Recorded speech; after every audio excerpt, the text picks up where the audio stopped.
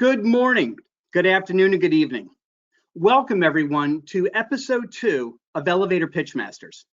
My name is Jeff Scott and I'm the CEO of Section 810 Communications based in Greenwich, Connecticut, and I am absolutely passionate about helping people improve their communication skills, which includes an elevator pitch. Section 810 exists for this very purpose, to help people increase their level of influence through improved communication. Elevator pitches are something that we all do every day. It's not limited to a sales presentation. When we introduce ourselves, either professionally or socially, meet new colleagues or management team, even lead a virtual meeting, which so many of us do today, having that first 1 minute to establish the precedent in your meeting is incredibly important. And I'm delighted that you've all joined us today. As always, my co-host, coming to us from the beautiful mountains of Switzerland, is Susanna Mueller-Zantop. Susanna, good afternoon. It's always great to be with you. Hi, Jeff. Always great to be with you. So a warm welcome from Zurich. I'm Susanna, the CEO of CEO Positions, and I'm working as a positioning expert, working with top executives for their live, hybrid, social, and video performances. And you see how difficult it is to give your own elevator pitch because you see we're struggling, right? Yeah. So, okay, let's move on. You are perfectly positioned and are able to give good elevator pitches when the right people come to you for the right reason, with the right kind of problem, and pay a fair amount for you to solve that problem. And the beauty of it is if they come almost by themselves. This is when people know what you stand for. And this is how your positioning statement and your elevator pitch explain it. Wow, today is hard. I was so nervous, I even broke a glass of water, really. Okay, so let's move on. It's absolutely incredible. And this is why I'm so nervous. You are from 18 different countries and way more than 80 people. Now imagine the quality, the intelligence, the cultural backgrounds, all the differences and all the diversity. And it's a true honor to have you with us. And I hand over back to Jeff. Great, and it is such a pleasure to have you all here from 3 different continents and so many countries, which tells us that people want to improve their ability to communicate, especially in this new virtual world. So in just a moment, we're going to introduce our pitchers, our presenters for today, but a couple of general housekeeping items first. You'll notice that everyone is on mute and you're not on camera. This is not a global Zoom call, so you don't have to worry about us seeing you. Everyone is on mute and you're off camera.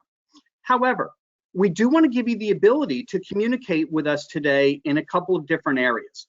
You'll see there's a questions and chat area where you can present questions or comments to us throughout the presentation. And at the conclusion of the presentations, we'll be looking at those comments and sharing them verbally for the whole audience and for our presenters. You also have the ability to raise your hand. Later in the presentation, we may give you the opportunity to raise your hand where we can unmute your line and you can actually make a comment verbally to our presenters. Now, right now, just to make sure that the technology is working, if you can see us clearly and you're hearing our voices, go ahead and look in your control panel for the icon in the shape of a hand and go ahead and click that. Raise your hand. I'm going to look to my other monitor here to make sure that everybody can hear and see us properly. Fabulous. I see just about all the hands going up. Some systems, including some Macs, don't have the hand icon, so don't worry if you don't have it there. But we're pleased that you're with us here today. And with that, Susanna, let's jump in with our first presenter.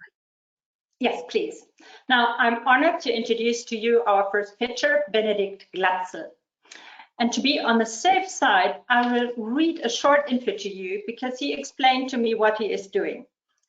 Benedikt has 15 years of experience in organizational development, digital product management, and innovation management. He worked several years in Google in the product area, and he acted as a product manager and CPO of various startups, helped them develop digital products from scratch and scale them to hundreds of thousands of users. He now works as a freelance digital innovation capabilities manager. And that really doesn't roll off my tongue easily.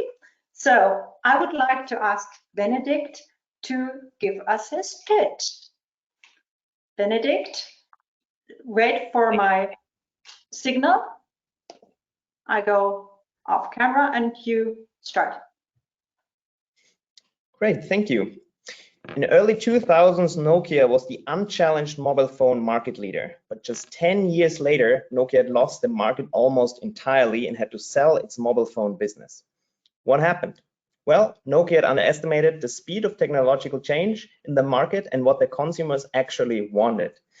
This is not only happening to companies like Nokia, but to companies small and large all around the world who are feeling the mounting pressure of digitization and accelerating technological change, but don't know how to properly react to it. Some of them go hire an agency to build some new technology for them or some innovation, but then face the challenge that they don't know how to take this into the organization. Others hire consultants that teach them how to do innovation internally, but they pretty quickly figure out that these usually don't have experience themselves in building product and therefore stay on a rather superficial level. This is where I come in. I've experience in both building and managing innovative products in large companies like Google and startups, and also in teaching and training in universities and hundreds of workshops. So I can really help you set up these processes, go into your organization and teach you how to be an innovative organization. I do this with a whole network of people. So if you future-proof your organization, contact me and we can go this path together. Thank you. Benedict, that was great. And first of all, congratulations. It is always hard to go on camera with an audience that you cannot see or hear representing so many countries. I know we made you nervous when we told you that, but congratulations, you did a great job. It's difficult to go and do what you just did. So I think you did a good job, and I have some comments that will make it even better because, as you know, in a couple of minutes, you're gonna have a chance to come back and re-pitch to Suzanne and I, incorporating some of the feedback that we're providing. Some of the things you did really well. You started off with your hands. Hands are incredibly powerful, and body language in general, even more so when we're virtual than we're in front of people, because we're relegated to about this big in people's eyes on a screen of either a phone or a monitor. The one thing I would encourage you to do is watch what I call the 9-inch box. We've got about this much space in front of us that's within frame. So don't let your hands go outside of frame because you lose a little bit of the audience with that. But I thought you did a good job with that. When you asked a question at one point, you said, so what happened? That was great. When you ask a rhetorical question in an elevator pitch, and maybe even leave a little bit longer pregnant pause at the end, it engages us as the audience. You draw us in with that. You also used your eyes, good facial expression. You said, so what does that mean? And that was also very good. The only thing I would say, get more animated with your smile. Give us a little bit more to invite us in that way. You didn't do it poorly, but you can do even more of that and make that call to action clear and within the 1-minute mark of what are we supposed to do? Help us put a handle on it. Good job. Susanna. Thanks a lot. I completely agree with what Jeff said. And I would like to add one little thing, which is that you kind of, you ran out of time a bit and you put yourself last. And this is something that kind of works against you because I, as audience, you take me in with the Nokia story. I like the Nokia story. Then you explain to me why organizations have different options and which ones they choose and why they don't work. And then you gave us your pitch, which is why someone like you is absolutely essential to getting it done. And I like the logic. However, I'm asking myself if you could kind of not just put it from the feet onto the head or turn it around, but somehow bring yourself in earlier. Excellent. So Benedict, I'm missing that. I was waiting for, what is Benedict's role in this? I think that's good. So Benedict, you've got all of 3 minutes to incorporate some suggestions and come back and re-pitch. So if you want to go ahead off camera, we'll invite you back up momentarily. And at this point, we want to invite our second participant, which is Montserrat Corominas. And Montserrat is the founder and CEO of Intergroup Partners based in Switzerland. They focus on portfolio services, and Montserrat is a financial mathematician and technologist. Try to say that 3 times fast. And she also has vast experience, not only in the corporate world, but also as an entrepreneur Montserrat, congratulations on being here today, and we thank you for joining us. You are now up. As soon as Susanna says the timer's on, you will be able to start your pitch. Time's on. We don't hear you, Montserrat. I was on mute, so that's Sorry. a good way to. So hello everyone. I start the timer. Okay, you're on. Hello everyone. My name is Montserrat, and I'm a passionate technologist and marketeer. I love to keep it simple and bold. We partner with family offices to grow technology companies. So I'm looking forward to meet visionary technology founders to discuss with them how to grow. Therefore, if you are interested in smart money and blitz scaling, talk to us. Thank you. That was short. Yeah. Excellent. Susanna, go ahead. I'll let you start with your comments. Wow. Okay, so I'm so surprised. I'm really impressed that you cut it short. That was, I think, 35 seconds. What I really like is the call to action and the direct connect with your target audience. So you have two types of audiences. You have family offices on the one hand side, and you have startup and technologist founders on the other hand side, right? You speak to both and you need to acquire both. Now, that was, in my eyes, more of a pitch to the founders and startuppers. That's nice. So if you want to spend the remaining 20 seconds on talking to family offices and explaining to them why it's so smart to have you as a bridge builder, I would be super impressed. Thank you. Excellent. Montserrat, were you a little nervous? Yes. I know, and it's so normal. We talked about that before, and I give you a lot of kudos and credit for coming on and doing this. It's always hard, and sometimes when we get nervous, we go short, and that's okay. My suggestion for you: add a little bit more in your repitch. Give us more. I love the fact, like Susanna said, that you went to a call to action. You said, if you are in a family office, you gave us something to really wrap our head around, if you will. I love that you did that. From an aesthetic standpoint, you've got a very clean professional background. You've got really nothing behind you, which, believe it or not, is good. When we coach people and train, one of the things I say is avoid distractions. I've never been a fan of virtual backgrounds, so there was nothing distracting in your background. I thought that was really good. A couple of suggestions as you go forward, and a lot of this is just the nerves. Smile. As you smile, it will relax you, as we've talked about, and it also will bring us in. As your audience, we want to hear you. We want you to succeed, and when you smile, it helps with that. Use your hands a little bit more. What we mentioned to Benedict is just bring us in a little bit more with body language to do that. And as far as content, if you're looking to fill a little bit more and you're not sure what else to say, give us a story. Stories are incredibly powerful when we present. So it could be one particular family office that we work with needed to do this, and we helped them do that, and as a result, they were able to do this. So there's different things you can do to add a little bit of content in the form of stories, because stories always engages the audience and brings them in more. So you did a good job. I'm looking forward to your repitch. And at this point, I think we can go ahead and bring Benedict back online, and Montserrat, we'll call you back on camera momentarily.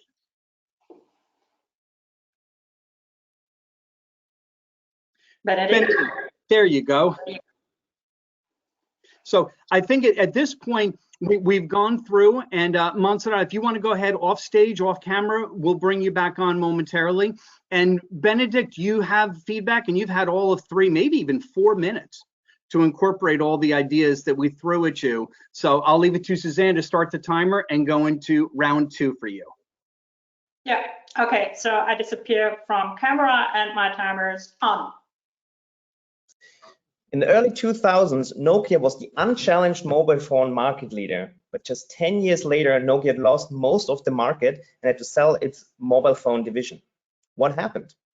Well, Nokia had underestimated the speed of technological change in the market and what the consumers actually wanted. But this is not only happening to companies like Nokia, but to small and large businesses all around the globe who are feeling the mounting pressure of digitization and accelerating technological change, but don't know how to properly react to it. Well, this is where I come in. I have experience in building and managing innovative products in large companies like Google, but also in startups. But now you might say, I can just hire a digital agency for that. How is it different? Well, I have not only experience in that, but also in organizational development and training, and have a large network of digital experts from a variety of businesses that can help you not only be immediately innovative, but set up processes and train up your organization to really have these digital innovation capabilities in your companies. So reach out to me and we can go this path together. Okay, 1 minute, 5 seconds. I think that's awesome. Well done. And do you feel the difference? Was it different for you? Yes, I had to somehow quickly recombine the elements. I don't know how successful that was, but yeah, I realized that I had a bit of resistance putting myself forward so quickly for some reason, but I think it worked well. So yeah. It does. It does.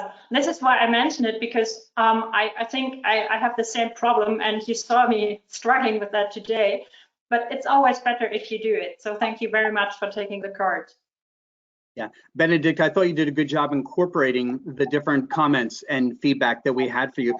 I love the energy and the conversational style of your pitch. I thought that went over very well. One thing I failed to mention, and I struggle with this too, when I mentioned the 9-inch box, try to keep it below our face, because when we block our face, it can be a bit of a distraction. It's almost like we're playing peekaboo or hide and seek. So that was my fault for not sharing that, and it's something that I wrestle with myself in presenting.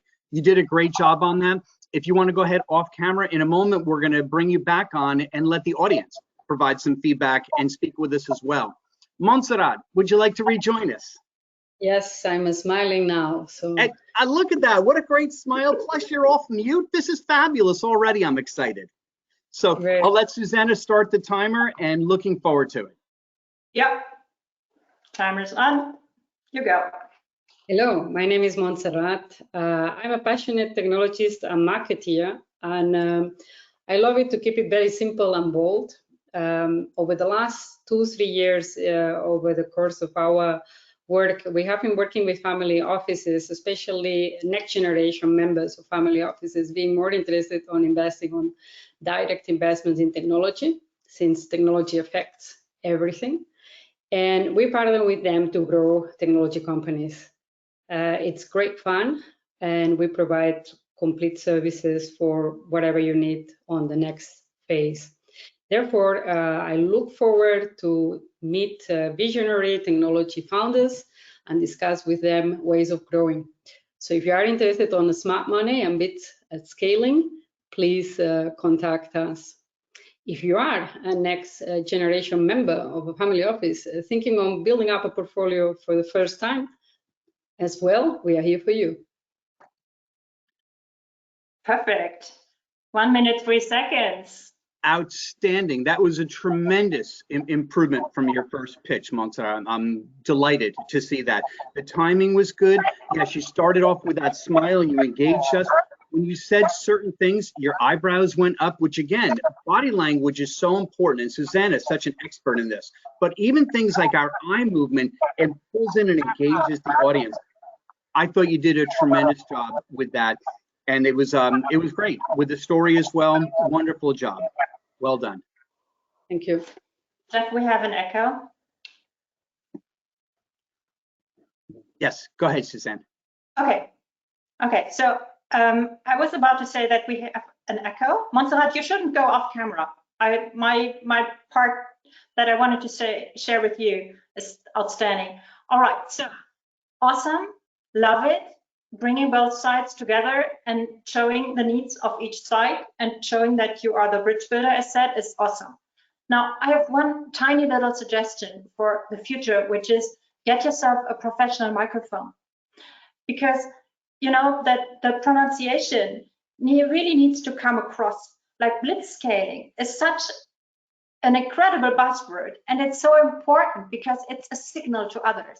And if we don't really hear you well, then something is getting lost. And you have a wonderful voice in terms of that your voice is lower than usual, and it has a lot of appeal on camera. So make that stronger. Yes, again, I thought you did a great job. Benedict, would you join us back on camera? I'm looking aside to my other monitor because we'll be going through a couple of questions and polls. And Montserrat, you can stay on camera as well. We'll all stay together here. We're just about 5 minutes away from the scheduled conclusion of the event. But before we do that, a couple of things. In a moment, I'm going to ask for some questions or a poll from the audience. If you have comments, please go ahead and type them into the questions area. We'd love to see that. I see some coming in from Mike and Christina, so feel free to provide those comments so we can look at it. As a next step, if anyone is interested in additional training, either on an individual or a corporate basis, in the handout section, you will see a document you can pull down to learn about the training we provide. We're also providing a training workshop next Thursday. If anyone's interested, you will get the details in a follow-up email. And because you participated today, you're eligible for a discounted cost for that training if you're interested. Right now, though, what I'd like to do is run a couple of polls. And the first one's going to be on your screen right now. And we'd like to see on a scale of 1 to 5, 5 being absolutely, we'd like to know, did Benedict's second message arrive? Do you feel like it hit home? Give us an idea. 5 meaning absolutely, I caught it. 1 meaning I didn't follow it at all. Let's take just a few moments here and provide some feedback to our pitchers. Great, I see the numbers coming in. We'll give it just a few more seconds.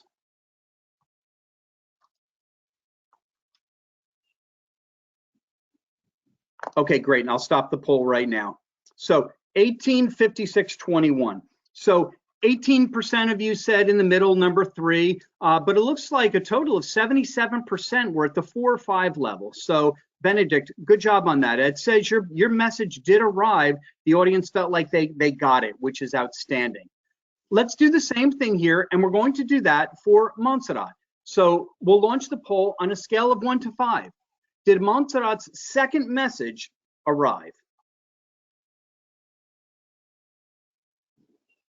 Give it just a few seconds here. And again, thank you for participating. This is valuable feedback for our pitchers today. A couple more seconds and we'll close it. Great. Okay, so we've got about 53%, Montserrat, we're at that 4 or 5 level saying, absolutely, your message did arrive. We had a few that were saying not so much. So what I would encourage you based on that feedback is when you're doing a pitch, look at what that call to action is and review it. Has it become clear so people know what to do? I usually use the expression, put a handle on it so someone can pick it up and actually do something. So think through that. I think as far as improvement, you did a fabulous job in improving from pitch number 1 to pitch number 2. So let's take a look at some of the comments and questions. And again, to the audience, feel free to type some of those in there. Looks like we have one comment from Christina. Montserrat, you have an interesting topic, outstanding improvement, but bring up more passion to come across more. And I think that's a very valid point. Christina, thanks for sharing that. The passion is something that hits people. I like to say that fact alone doesn't move people, but facts combined with emotion, that becomes persuasion because you're giving them facts, but you're hitting that human emotional side of things.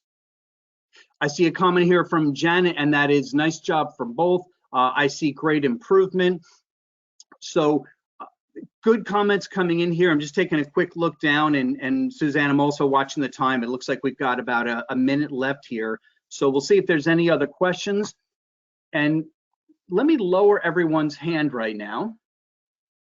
If anybody would like to ask a question or make a comment verbally, go ahead and raise your hand and we can unmute your line so that you can speak directly to our pitchers. We'll give that a moment to see if anybody wants to speak. And this is usually where the audience says, no, I'm nervous, I don't want to speak either. And that's fine. Hey, I mean, I've been messing up today a lot, so you shouldn't be afraid of messing up. No, this is real world, right? In this new environment that we live in, real time is what happens. And with technology, Suzanne, I've done the same thing, forgot to unmute, forgot to turn on a camera. We all do that. And that's why in a business setting, we help each other out when that happens, and we get past that. That's never an issue. A couple more minutes. I'm cognizant of the time, but it looks like we've got a number of comments coming in here. So let me scroll down here, and certainly at the top of the hour, if anyone needs to drop off, by all means, go ahead. But we will take a couple of moments. And one comment also to the audience: if you're interested in being in the same seat as Montserrat or Benedict in a future episode, email us. When you'll get a follow-up email today. And if you'd like to join us and volunteer to be a pitcher, reach out to us and we can talk with you about that. Yeah. Jeff, I have a very interesting question here from Karen. And Karen is asking of how much who am I should one bring in versus what I do work-wise? And go ahead, Susanna. Did you want to address that? I have some thoughts as well. Yeah, no, you go first. You go first. I think it depends, Karen, on what the environment is and what the context is. If it's an introduction of meeting someone for the first time, then you'll want to focus more on who are you. If you're presenting, if this is something you're doing an elevator pitch, the who are you is important for credibility. If I do an elevator pitch about my company, I'll talk about my passion, or sometimes the fact that I have over 25 years experience in communication, something that adds to credibility. But a lot of that will depend on the context and really, what do you want your audience to walk away with? When I do a pitch, I ask myself that question: what do I want out of this? If it's a good pitch, what do I want to happen, or what do I want them to walk away with? It's a great question. So we've got another one up here, Susanna. This is a great suggestion from Montserrat, from Bettina, and it's put more focus on the pain point of prospects. That's a great suggestion, especially when we're talking about our business. In anything that's sales oriented, focusing on a pain point that someone else had, that the person you're talking to might have, and how you helped address that pain point, that's a very powerful way in a non-abrasive sales manner, if you will, to let people know what you do and how you can help them. That's a great point, Bettina. Thank you. All right. So, Jeff, without being impolite, I think we have to fulfill our promise and come to an end. Yes. And if I may leave you with two concluding remarks. One is, what we wanted to show to you how difficult it is to pitch complex issues. And Benedict and Montserrat did us the favor of presenting here, because they too represent these new types of fields that are really, really complex.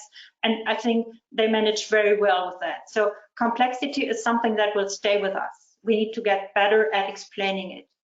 Second takeaway is that you see how fast you can improve and how quick people can implement precise feedback. And this is what we want to leave you with, because this is what we love to do and this is what we are passionate about. And Jeff and I share that desire to help our friends and family and extended friends and family, who are all of you. And yeah, looking forward to hearing more of you and to perhaps seeing you online. Susanna, I agree with you 100%. And to the audience, thank you for joining us. If you have a question in the comments area, we're going to close down the audio and video in just a moment, but we'll stay on and address your questions. If you do have a question entered in there, so feel free to stick around after we close the audio and video portion. Benedict and Montserrat, thank you. I think you both did an outstanding job. I know, and I was thinking the same thing, Montserrat, this morning. In a live event, we could all clap, but this is a virtual round of applause now because you can't hear them. But I think you did an outstanding job, both in coming up and doing your pitch and in the improvements that we saw. So thank you for that.